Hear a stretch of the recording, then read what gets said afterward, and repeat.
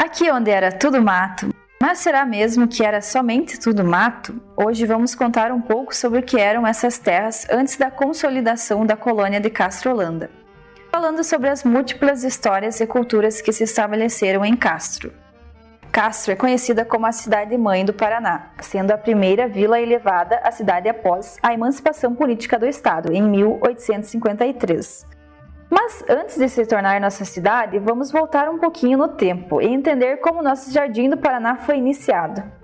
A região que hoje conhecemos como Paraná era habitada pelos povos originários, os quais desconhecemos suas origens oficiais. Sabemos apenas que no território da América do Sul foi registrada a presença humana em torno de 58 mil anos atrás.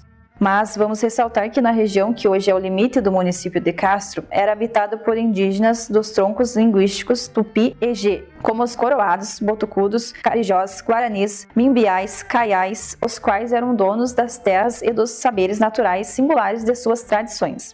Os registros mais famosos da presença dos povos originários em nossa região são as pesquisas das representações em pedra e os dados sobre o caminho de Piabiru, uma trilha com diversos ramais que ligavam o Oceano Pacífico ao Oceano Atlântico.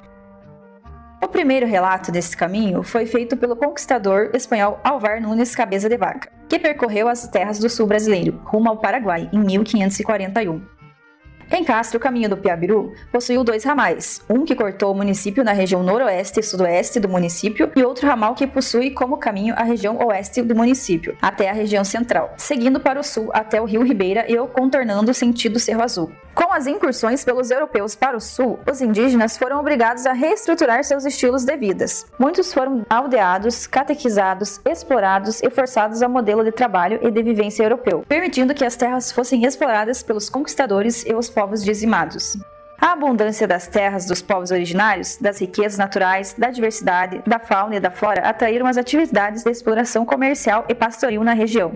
Essa apropriação de terras ganhou corpo principalmente após o século XVIII, quando a coroa portuguesa, através do regime das Sesmarias, doou em meados de 1704 vários lotes de terras da chamada Sesmaria da paragem do Iapó, que compreende hoje a região dos atuais municípios de Castro, Ponta Grossa, Carambeí, Piraí do Sul e Jaguariaíva, para membros da família de Pedro Taques de Almeida, os quais utilizaram as terras para a criação de gado, cavalos e mulas. Os lotes foram divididos entre filhos e genros da família. Após diversas trocas comerciais, as terras que hoje compreendem Castro ficaram sob a posse de José de Góes e Moraes, filho de Pedro Taques. Em meados de 1730, com o início do fluxo de tropas de gado moar do Rio Grande do Sul para Sorocaba, muitas famílias, com a permissão de José Góes e Moraes, migraram para a região ao entorno do rio Iapó e ergueram suas moradias, visando algum ganho com a criação de gado, preparo de couro ou abastecimento das tropas, que por ali passavam. A formação de um povoado possibilitou a elevação de uma capela, devotada a Santo Antônio. A região tornou-se local de travessia e pouso dos tropeiros, devido às constantes inundações do rio Iapó. Inicialmente, o local da travessia era o Val de Cima, nas terras em que hoje estão o casarão da Fazenda Capão Alto, em Castro Holanda, local onde as tropas pernoitavam por vários dias em época de inundação. Em 1751, José de Góes e Moraes transferiu a fazenda para os frades da Ordem de Nossa Senhora do Carmo de São Paulo, os quais alteraram o nome da capela de Santo Antônio do Capão Alto para Nossa Senhora do Carmo. Os carmelitas inicialmente cooperaram com a população que migravam para as regiões do Iapó. No entanto, a agitação causada pelas tropas incomodou a ordem dos religiosos, provocando a expulsão dos tropeiros daquelas terras. Esses precisavam mudar seu local de pouso para as terras circunvizinhas à recente capela construída em homenagem a Santana, na região conhecida como Val de Baixo do rio Iapó, área central da hoje cidade de Castro.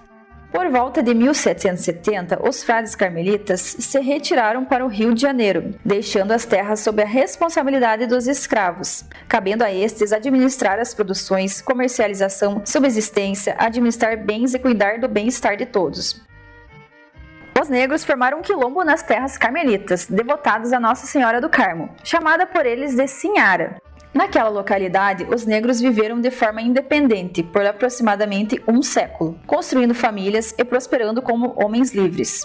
Em meados de 1864, a fazenda Capão Alto foi arrendada pela empresa paulista Casa Comercial Bernardo Ribeira e Gavião. Entre os bens da fazenda estavam cerca de 300 escravos, que se tornaram propriedade da empresa paulista. Houve resistência por parte da comunidade negra, que se declaravam livres, mesmo que ainda faltasse quase 20 anos para a promulgação da lei da abolição.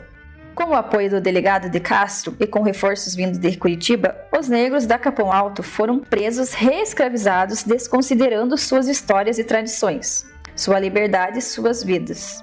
As terras da fazenda foram vendidas em 1870 para Bonifácio José Batista, latifundiário, político e proprietário da fazenda Monte Alegre, hoje região de Telêmaco Borba.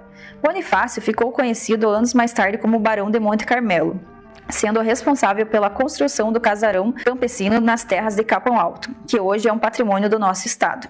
Com a morte do barão, a fazenda passou por outros donos, como a sua neta Evangelina Prates da Silva Batista, esposa de Javerte Madureira, sendo vendida em 1943 para o banqueiro e industrial Vicente Fiorillo, que já dispunha de outras terras ao entorno desde a década de 1920. Posteriormente, suas terras foram divididas em diversas glebas e vendidas ou herdadas, sendo uma delas destinada a Felipe Fiorillo, primeiro local de moradia dos imigrantes de Castrolanda. Nas terras da Capão Alto, entre as décadas de 1940 e 1950, pertenceu à filha de Fiorillo, a senhora Maria Rosa Fiorillo Cacelha, a qual, em conjunto com seu esposo, plantavam uvas, moscatel e fabricavam vinho, além de possuírem nas terras uma fábrica de queijo. O comércio não prosperou e a fazenda foi novamente vendida em 1979 para a Cooperativa Central de Laticínios do Paraná, a qual utilizou as terras como granja experimental, passando anos mais tarde para a família Petter, atual proprietária da sede da fazenda. As demais terras que constituíam Castrolanda nos anos iniciais pertenciam às famílias latifundiárias tradicionais de Curitiba e de Castro, conhecidas como Fazenda Capão Alto, com as invernadas de Carneador, Cascavel, Posto e Prestes, pertencentes a famílias Fiorillo e Oscar Tínio. Fazenda Maracanã, com as invernadas de Fazendinha e Ilha, pertencentes a João Rodrigues de Macedo e ao estado do Paraná.